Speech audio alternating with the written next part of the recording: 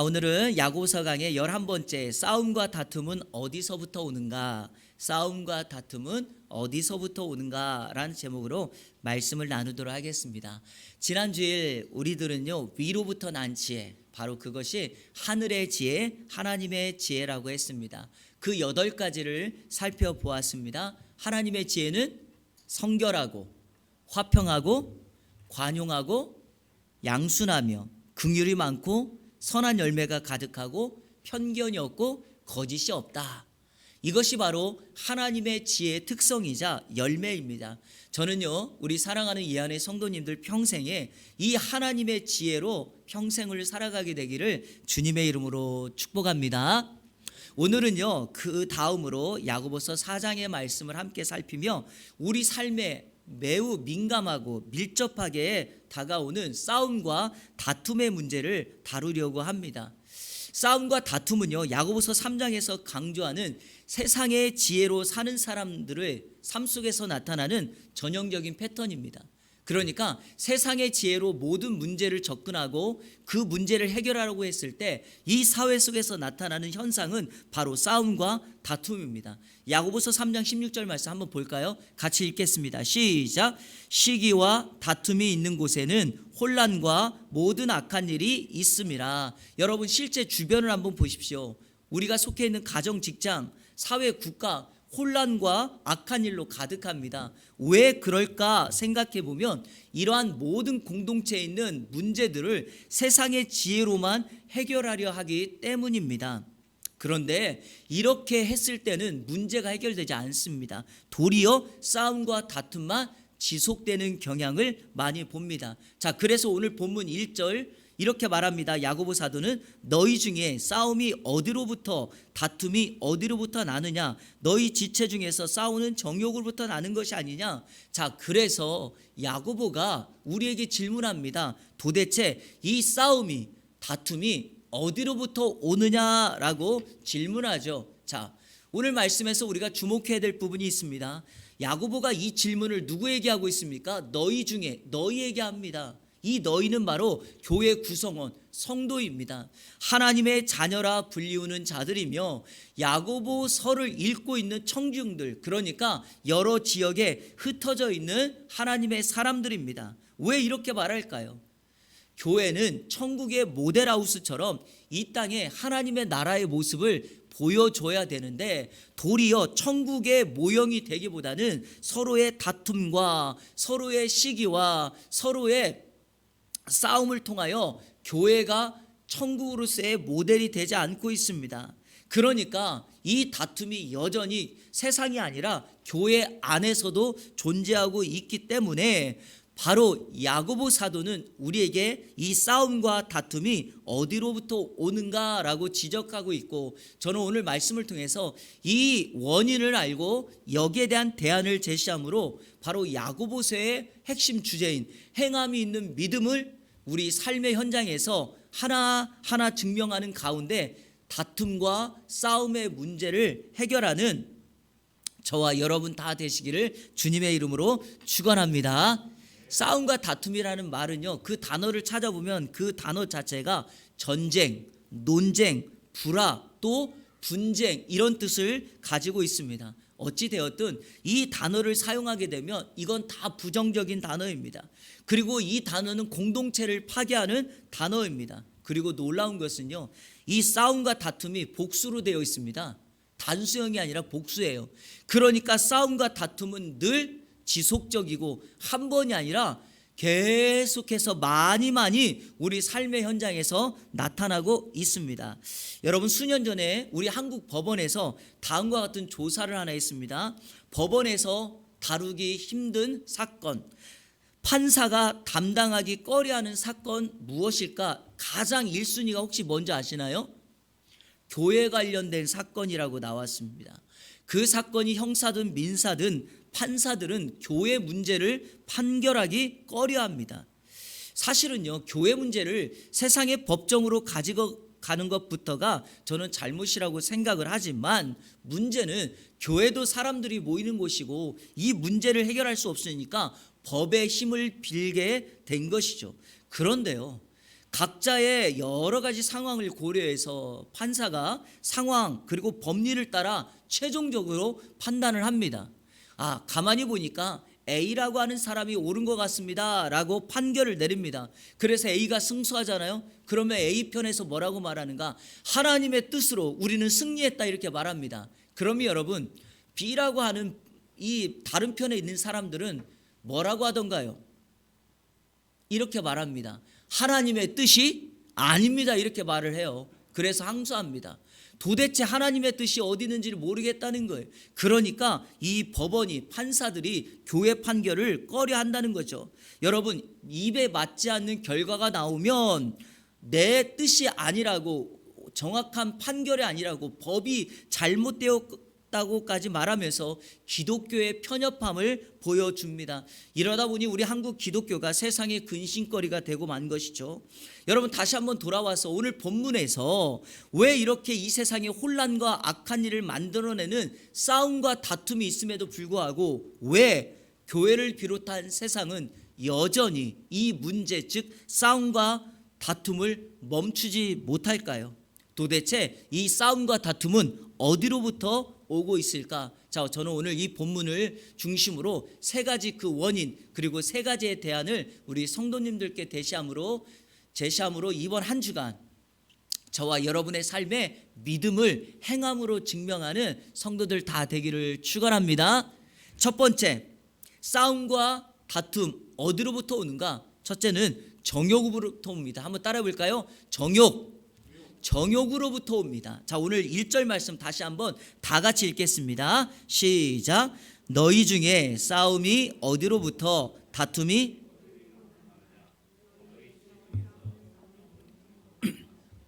아멘. 공동체 내에서 발생하는 싸움과 다툼은 정욕으로부터 온다고 말합니다. 이 정욕이라고 하는 단어는요, 우리가 익히 잘 알고 있는 욕망, 소욕, 충동을 의미하는 그런 정욕이 아닙니다. 오늘 본문의 정욕은요, 헤도네라는 헬라어를 썼는데 이건 무슨 뜻이나 즐거움과 쾌락을 추구하는, 그래서 그쪽 방향으로 가는 추구성, 이걸 의미합니다. 그러니까 내가 쾌락을 즐거워하고 나의 기쁨과 만족을 위해서 세상의 방향으로 계속해서 추구해 나가는 것, 이게 바로 쾌락이라고 하는 이 정욕입니다. 여러분, 여기서 파생되어 나온 단어가 바로 쾌락주의라고 하는 말이죠. 히도니즘이라고 하는 이 영어 단어 쾌락주의가 바로 헤도네라고 하는 이 단어에서 파생된 것입니다. 성경에서는 이 헤도네라고 하는 헬라어가 5번만 사용되었어요. 그러니까 매우 적게 사용되었죠. 그런데 그 뜻이 다 쾌락을 즐긴다라는 의미의 향락이라고 하는 단어로 사용됐습니다. 그러니까 기본적으로 가지고 있는 소욕과 욕망을 뛰어넘어 그것을 이루기 위한 사람들의 삶의 세상적인 방향, 추구성, 이것을 의미하는 정욕으로 사용된 것입니다. 제가 한번 물어볼게요. 여러분, 사람들이 오감을 만족하여 쾌락과 즐거움을 즐기는 것, 이거 문제입니까? 죄입니까? 그렇게 말할 수는 없습니다. 왜냐하면 이것 자체는 죄라고 말할 수는 없습니다. 그런데 중요한 것은 그것을 계속해서 추구해 나가는 마음의 경향과 방향은 문제가 됩니다. 여러분, 왜 부부관계를 통해서 하나님께서 성이라고 하는 것을 만들었을까요? 그거는 이 질서라고 하는, 성경이라고 하는 테두리 안에서 주님이 주신 기쁨이니까 이것 자체는 죄가 되지 않습니다. 그런데요, 이 쾌락이라고 하는 거, 이 정욕이라고 하는 거, 자신의 쾌락을 추구하는 것을 한 번, 두 번 경험하다 보면 너무 달콤해요. 그 달콤함이 하나님보다 더 달콤한 것으로 여기기 시작한다는 거죠. 그래서 더 이상 하나님이 아닌 세상의 쾌락과 정욕을 추구해 나가기 때문에 이 정욕이 문제가 됩니다.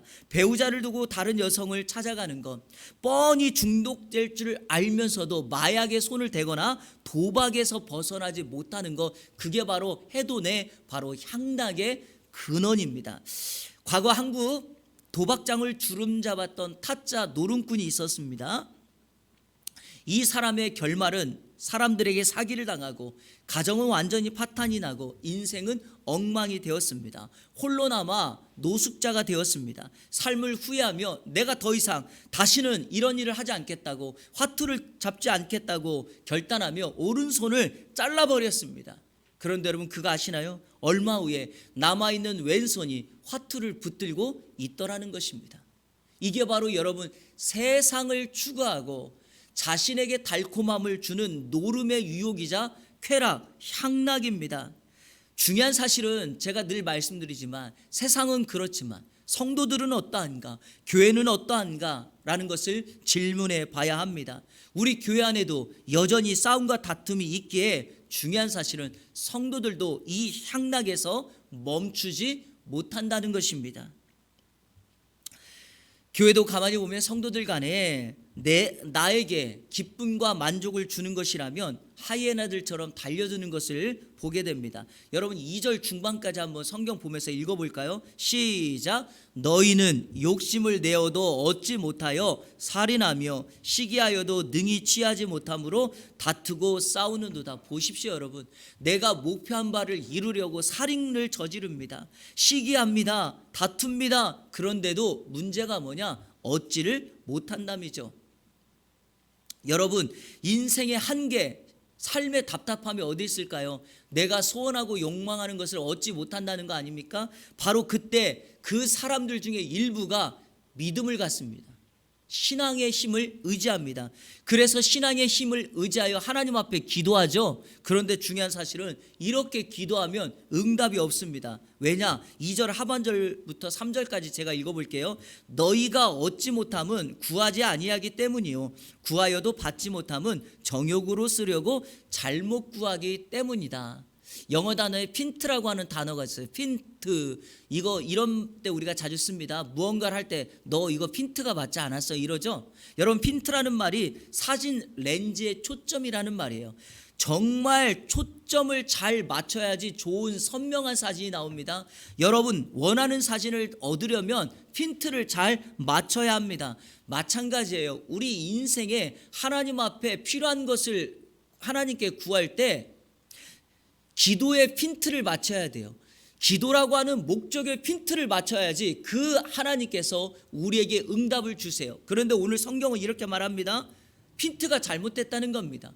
정욕으로 쓰려고 잘못 구한다는 거예요. 또 어떤 사람은 아예 구하지도 않는다는 것입니다. 자, 그러면 여러분, 어떻게 해야 우리의 다툼과 싸움을 만들어내는 이 정욕을 물리치며 우리는 올바른 방향으로 이 세상에서 이 싸움과 다툼을 이겨낼 수 있을까요?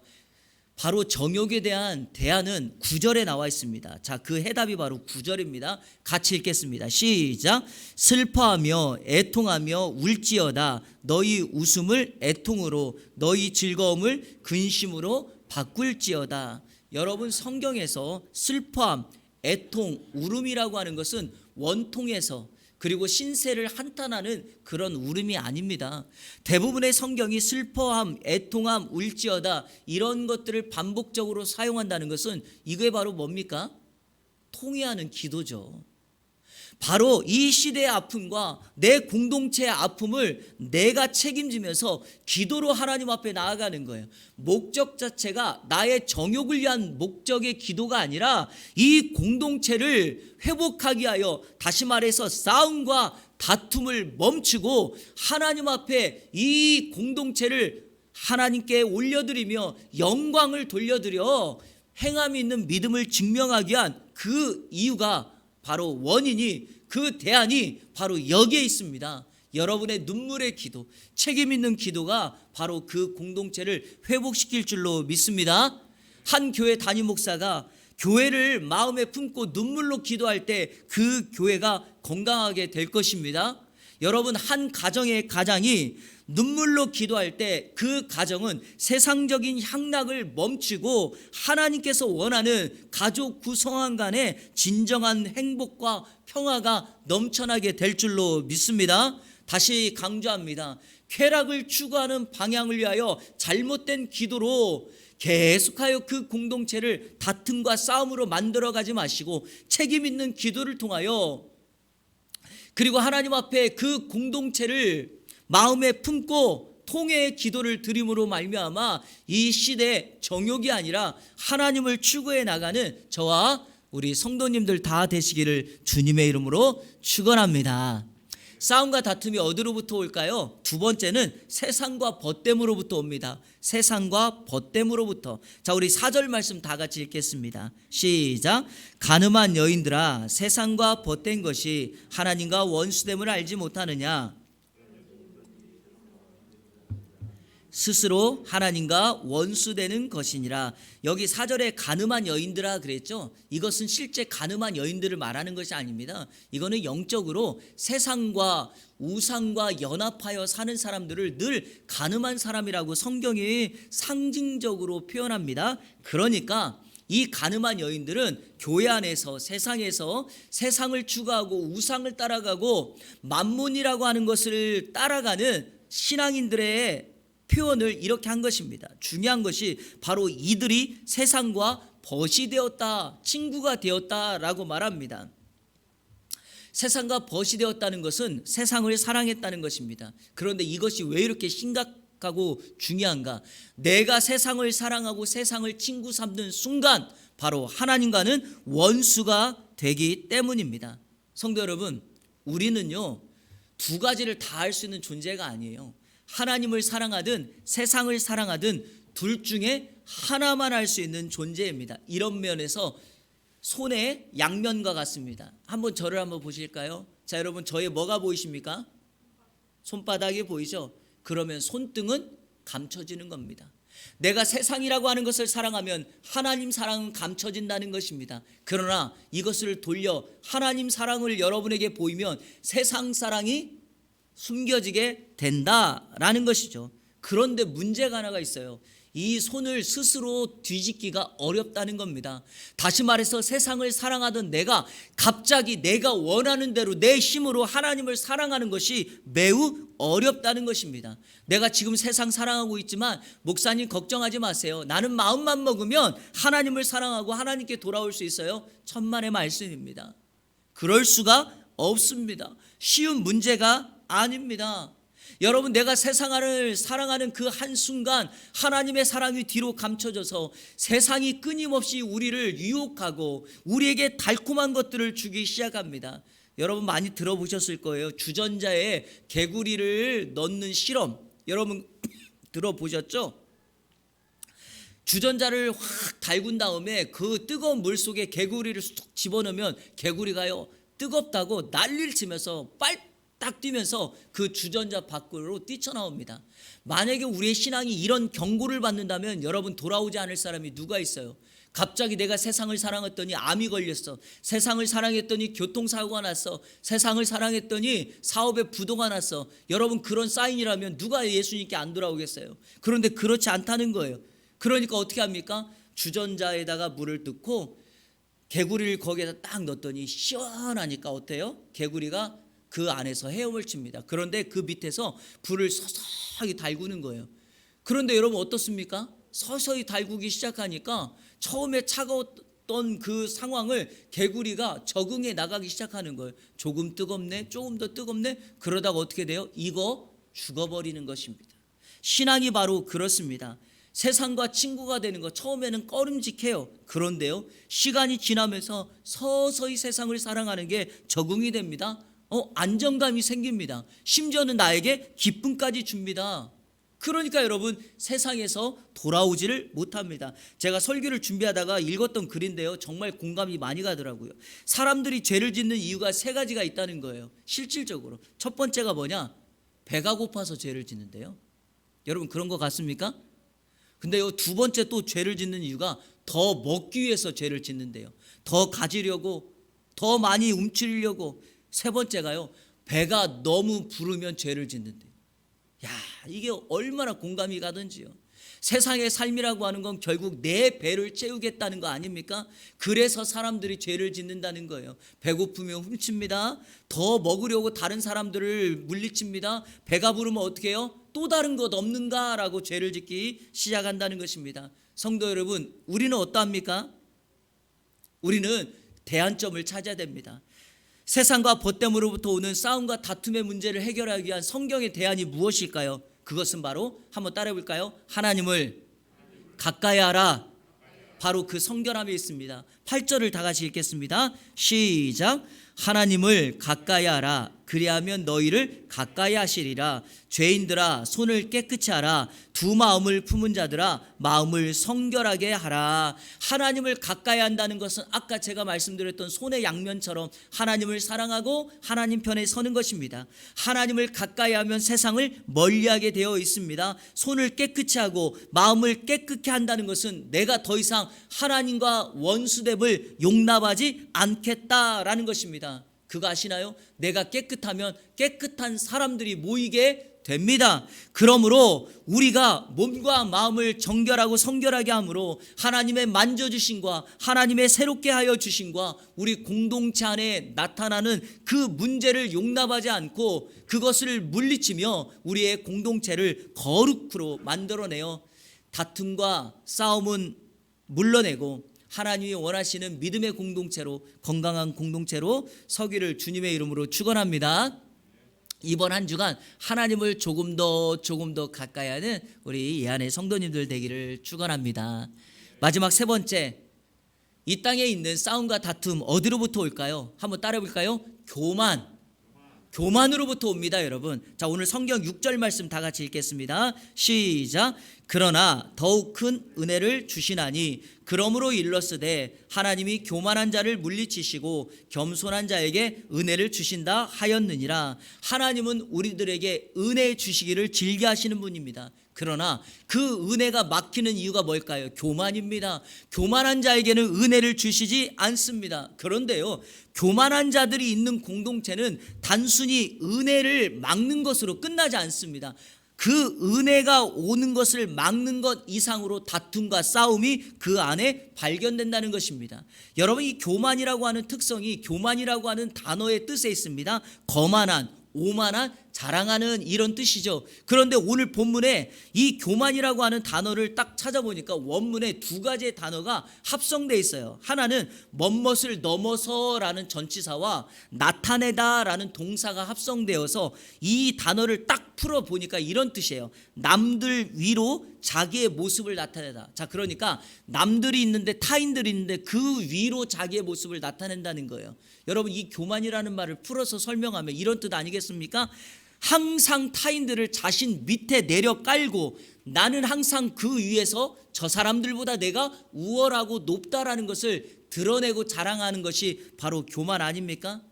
한번 생각해 보세요. 여러분이 속해 있는 공동체에, 그리고 직장, 만나는 사람, 이런 사람들 있다고 해보세요. 항상 나를 밑에 깔고 무시해요. 내 말을 들어주지도 않고 인정하지 않습니다. 여러분, 그 사람들과 가까이 하고 싶으시나요?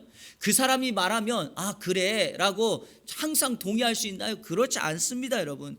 그러다 보니까 교만한 사람이 있는 공동체는 늘 다툼과 싸움이 멈추지가 않습니다. 또 그럴 만한 이유가 있어요. 오늘 성경에 뭐라 그랬어요? 하나님이 교만한 자를 물리치신다 그랬죠. 이 물리친다는 말이 대적하다, 전투하다 이런 뜻이에요.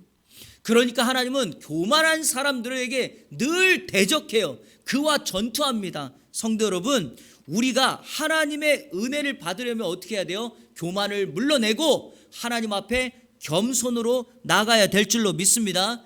성경의 기록, 그리고 세상의 역사를 보세요. 교만한 사람이 형통하거나 교만한 사람이 믿음의 사람이 되었다라고 말하는 경우가 없어요.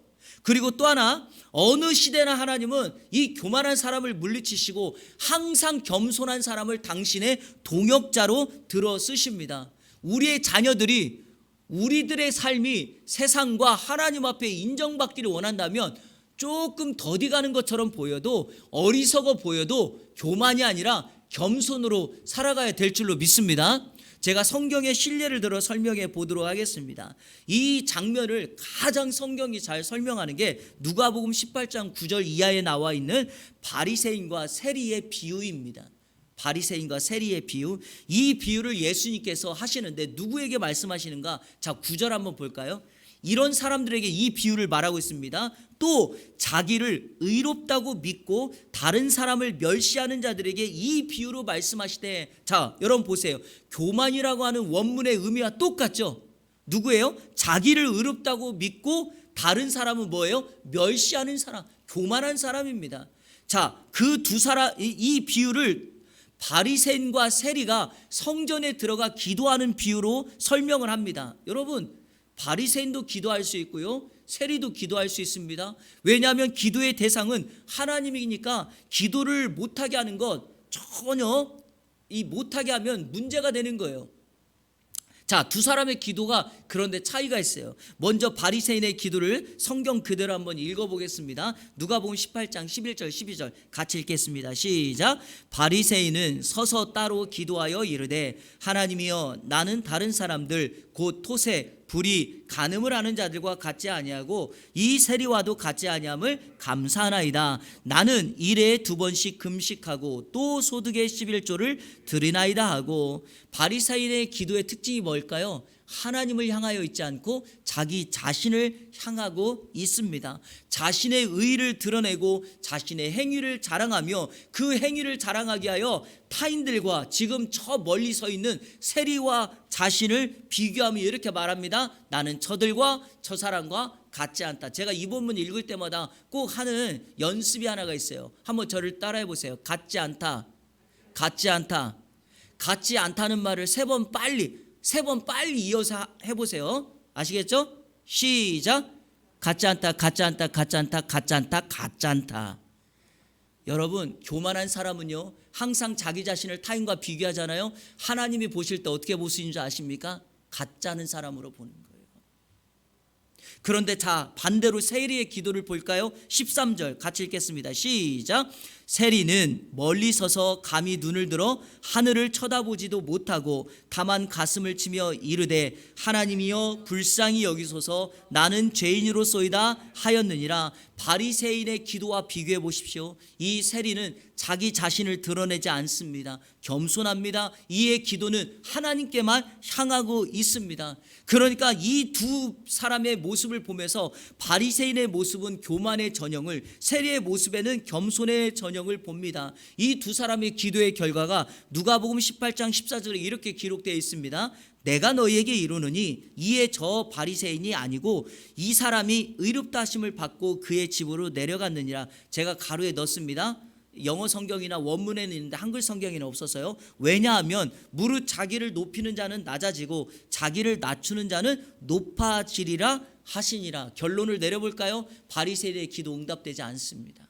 이렇게 교만하고 하나님이 아니라 자신의 의를 드러내는 기도는 하나님께서 응답해 주시지 않습니다. 그러나 반대로 온전히 기도가 하나님께로 향하여 있고 나 자신은 하나님 앞에 엎드려 겸손하고 낮아진다면 우리 하나님은 반드시 그 사람을 들어 쓰실 것이고 기도에 응답하실 것이고 이 시대에 하나님의 사람으로 빛나게 하여 주실 줄로 믿습니다.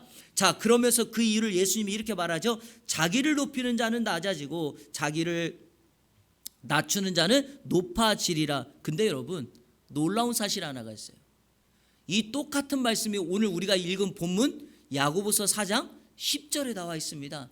이게 바로 교만을 물러뜨리는 우리 주님의 대안으로 야고보가 우리에게 주신 말씀입니다. 야고보서 4장 10절 다 같이 읽겠습니다. 시작. 주 앞에서 낮추라. 그리하면 주께서 너희를 높이시리라. 사람이 우리를 높여줘도 하나님이 나를 높여주지 않는다면 그 사람은 여러분 낮아지는 것입니다. 하지만 세상 사람들은 몰라도 하나님께서 나를 높여주신다면 우리는 세상에 낮아져도, 우리가 이 세상에 겸손하여도, 우리가 이 세상에서 인정을 받지 않아도 하나님의 나라에, 하나님의 공동체에서 우리는 가장 위대한 사람, 하나님이 높여주시는 사람 될 줄로 믿습니다. 그러므로 여러분, 교만이 아니라 겸손입니다. 한번 따라해 볼까요? 교만이 아니라 겸손이다. 여러분, 세 가지 말씀드렸습니다.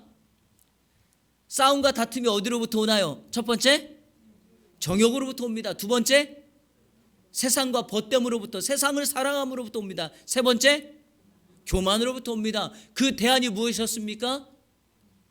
정욕의 대안은 뭐죠? 책임 있는 기도. 설교 다시 해야 되나요? 기도입니다. 자, 두 번째 세상과 벗되는 거는요, 대안이 뭡니까? 하나님을 가까이 하는 겁니다. 교만의 대안은 무엇입니까? 겸손입니다. 말씀을 맺겠습니다. 오늘 설교의 결론은 두 사람의 이야기로 오늘 결론을 내리려고 합니다. 자, 첫 번째 사람 사진 한번 볼까요? 보는 순간 여러분 다 아시겠죠? 우리 대한민국의 경제를 일으킨 장본이라고 할 수 있는 현대가의 정재영 회장입니다. 정재영 회장은 자수성가의 표본입니다. 성공의 아이콘이라 불리우는 사람입니다. 과거 우리나라의 한 프로에서 성공시대라고 하는 이 프로그램을 방영했을 때 첫 번째 나온 사람이 바로 정재영 회장이었습니다. 그런 정재영 회장은요, 삶 속에서 자신의 건강 항상 장수하기를 소원했던 사람입니다. 제가 얼마 전에 기사를 읽었는데 이 사람과 관련된 일화가 하나 있는데 그 일화가 뭐냐, 산삼과 관련된 일화입니다. 혹시 아시나요? 한 신만이가 6줄기가 되는 산삼 6구를 캤는데 길이가 무려 1m 30cm였다는 거예요. 중요한 사실은 그 소문을 듣자마자 과거에 정재영 회장이 그 신만이를 찾아와서 당시 현금으로 7,800만 원을 주고 그 산삼을 샀다는 거예요. 당시 7,800만 원을 어떤 값어치인가? 지금 음마아파트 4채를 살 수 있는 금액이었다는 거예요. 그러니까 지금 가치로 환산해 본다면 얼마예요? 그냥 20억 한 채 잡고 한 80억에서 100억 정도 하는 거예요. 1m 30cm의 이 산삼. 놀라운 사실은 정재영 회장이 그 자리에서 3시간 30분 동안 자신의 건강과 장수를 위하여 3시간 30분에 걸쳐서 이 산삼을 다 잡수셨다는 거예요. 정재영 회장은 1915년 11월 25일 생이에요. 그리고 그의 생애 마지막은 2001년이었으니까 환산해 보니 87년을 살았던 사람입니다. 그런데요, 이에 반해 자, 또 한 사람 여러분에게 소개할게요. 아델 줄리 톰슨. 누가 알아요, 이 사람을? 근데 얼마 전에 기독일보에 나온 이 여인 사진 보시죠? 아이러니하게도 이 여인은 정재영 회장과 똑같은 해인 1915년 한 달 차이에요. 10월 10일에 태어났어요. 그리고 지난 10월 이 여인은 107번째 생일을 맞이하였습니다. 미국에서 한 방송사가 이 여인을 찾아가 107번째 생일을 축하하면서 인터뷰를 했습니다. 그리고 이 여인에게 이렇게 물었습니다. 톰슨 할머니, 장수의 비결이 무엇인가요? 라고 물었어요. 그랬더니 이 여인이 뭐라고 답한지 아십니까? 이렇게 말했어요. 나는 한 번도 107년 동안을 살 거라고 생각해 본 적이 없었다. 나는 단지 성경이 시키는 대로 살아왔고 그렇게 옳은 일을 하려고 노력했고 주님이 나를 살려주셨다. 이렇게 말했어요. 아주 단순하게. 여러분, 자신의 생명 연장을 위하여 100억이 가까이가 되는 이 돈을 하루아침에 3시간 동안 다 써버려 정말 이 돈도 아깝지 않다라고 말하는 그런 세상적인 개념을 가지고 있는 이런 사람과 비록 가난하지만 하나님의 말씀대로 성경이 시키는 대로 하루하루 살았더니 하나님께서 나를 107년 동안 장수하게 하였다라고 말하는 이 여인과 도대체 어떤 것이 믿음의 삶이며 세상이 보더라도 누구를 더 칭송하겠습니까? 중요한 것은 우리가 이런 모습을 보면서 아직도 여전히 세상적인 관점으로 내가 가진 돈이니까 마음껏 쓰겠다라고 말하는 그런 어리석음을 범하지 않기를 바랍니다. 중요한 것은 여러분, 그렇게 살아가는 순간 그곳에 싸움과 다툼은 멈추지가 않습니다. 하지만 성경이 시키는 대로 하나님이 말씀하시는 대로 하나님을 가까이 하고 책임 있는 기도를 하며 겸손의 삶을 살아간다면 그렇게 매일매일 하나님이 주어진 우리의 시간을 하루하루 살아간다면 하나님이 주시는 은혜, 그분이 허락하시는 참된 평강이 저와 여러분의 삶에 나타나지 않겠습니까? 다툼은 물러가고 싸움은 그 자리에서 설 곳이 없게 될 것입니다. 이번 한 주간 바라기는 우리 이 안의 성도님들 하나님의 말씀대로 살아감으로 여러분의 믿음을 증명하며 싸움과 다툼을 몰아내고 하나님이 주시는 참된 은혜가 그곳에 서기를 주님의 이름으로 축원합니다. 우리 시간에 같이 결단의 찬양 드리도록 하겠습니다. 주께 가까이 날 이끄소서. 목마른 나의 영혼 주를 부르니 나의 맘 만져주소서. 주님만을 원합니다. 더 원합니다. 나의 맘 만져주옵소서. 여러분, 그러려면 여러분의 마음에 세상의 것으로 채우면 안 돼요. 하나님의 은혜, 하나님의 것으로 가득 채우면 여러분의 삶이 세상이 아니라 우리 하나님을 날마다 가까이 하게 될 줄로 믿습니다. 한 가지만 말씀드릴게요. 여러분, 시소 아시죠? 시소가 어느 쪽으로 혹시 기울어진지 아십니까? 무거운 쪽으로 기울어지는 거예요. 성도의 신앙은 하나님 편에 기울어서 하나님께로 무게를 두어야지 우리의 삶이 하나님께로 기울어지는 거예요. 내가 하나님을 가까이 한다는 것은 세상의 것에 무게를 두는 것이 아니라 하나님의 것에, 말씀에 무게를 두는 거예요. 그러면 그렇게 하나님 경향으로 살아갈 수 있습니다. 우리 찬양하면서 하나님, 내 안에 목마른 심령처럼 하나님의 것으로 가득 채워주옵소서 고백하며 함께 찬양하며 나가겠습니다.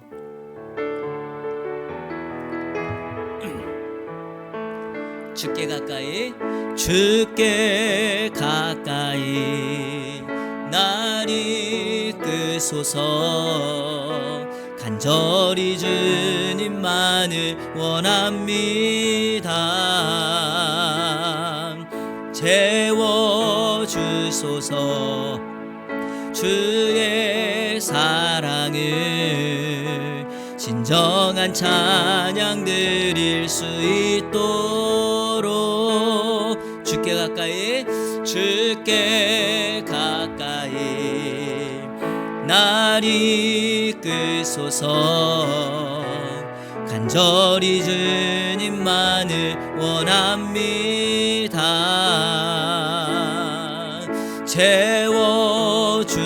채워주소서. 주의 사랑을 진정한 찬양 드릴 수 있도록 목마른 나의 영혼 주를 부르니 나의 맘 만져 주소서. 주님만을 원합니다. 더 원합니다. 나의 맘 만져 주소서. 목마른 나의 영혼, 목마른 나의 영혼 부르니 나의 맘 만져 주소서. 주님만을 원합니다. 더 원합니다. 나의 맘 만져 주소서. 오 주님, 오 주님, 채우소서. 채우소서. 나의 잔을 높이 듭니다. 하늘 양식으로, 하늘 양식 내게 채워주소서. 넘치도록 채워주소서. 우리 마지막으로 한 번 더 고백합니다. 오 주님, 오 주님, 채우소서. 나의 잔을 높이 듭니다. 하늘 양식 내게 채워주소서. 넘치도록 채워주소서. 아멘. 새벽마다 기도하는 것 가운데 하나가 바로 그겁니다. 우리 사랑하는 성도들이 세상의 양식은 가득 채웠는데 하늘의 양식이 부족할까봐 늘 걱정입니다. 그래서 여러분의 이름을 부르며 기도할 때마다 하나님, 우리 성도들에게 하늘 창고가 채워지게 하시고 하늘 양식 가득하게 하여 주옵소서. 여러분, 세상에서 아무리 많은 것을 가져도 하늘 양식이 내게 없다면 그 사람의 마지막이 어떠할까? 늘 하나님 앞에 그런 기도를 드리며 그런 생각을 합니다. 우리 성도님들, 신앙은 실제입니다. 연습이 없어요. 오늘 나에게 주어진 시간에 내가 믿음으로 선택하느냐 그렇지 않느냐가 내 인생을 결정합니다. 그러기에 우리에게 주어진 시간에 하나님 앞에, 하나님, 나로 하여금 믿음의 사람으로 하늘의 양식으로 나를 살게 하시고 잘못된 결정이나 세상적인 결정하지 않도록 우리를 인도하여 주옵소서. 여러분, 다시 한번 오늘 기도할 때 하나님 하늘의 지혜로 살게 하옵소서. 오늘 다툼과 싸움을 물러내는 이 정욕, 세상의 벗됨, 교만을 물리치게 하여 주시고 우리가 하나님 앞에 겸손함으로 나갈 수 있게 하시고 책임 있는 기도를 드리게 하여 주시고 하나님 앞에 가까이 나아가는 여러분들 되게 해달라고 기도해 주시고, 특별히 기도할 때 여러분의 속해 있는 공동체 있잖아요.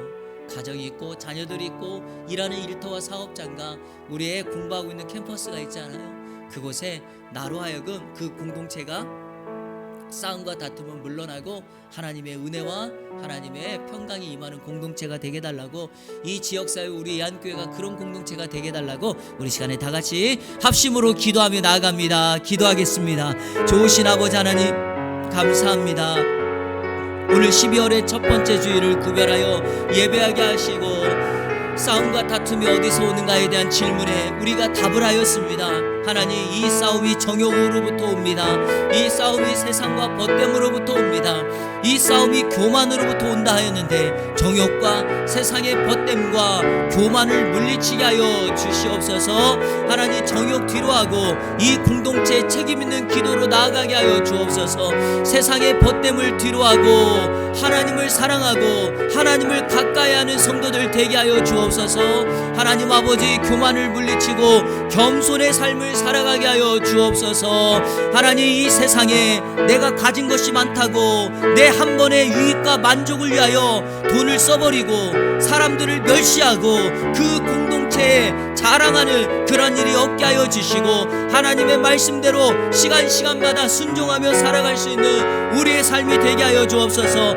우리의 심령에 하늘 양식으로 채워주시고 예수님으로 가득 채우는 우리의 삶이 될 수 있도록 인도하여 주옵소서. 한 인생이 무명이어도 가진 것이 없어도 예수로 채워지고 충만해진다면 하나님께서 그 인생을 들어쓰시고 이 시대에 하나님의 사람으로 굳건히 설 줄로 믿사오니 우리 예안교회가, 우리 사랑하는 성도들이, 우리가 속해 있는 공동체와 우리의 가족들과 우리의 자녀들과 우리의 사업장과 일터가 그러한 공동체가 되게 하여 주옵소서. 우리 성도들이 나아가는 곳곳에 싸움과 다툼을 사라지게 하시고 그 공동체에 은혜와 평강의 역사가 일어나게 하여 주옵소서. 시대가 악합니다. 하나님, 점점점 생각지 못한 범죄들이, 악함들이 드러나고 있습니다. 혼란과 악함이 드러나는 이때 우리로 하여금 하나님의 거룩한 일들이 온전히 드러나는 주의 은혜 역사가 있게 하여 주옵소서.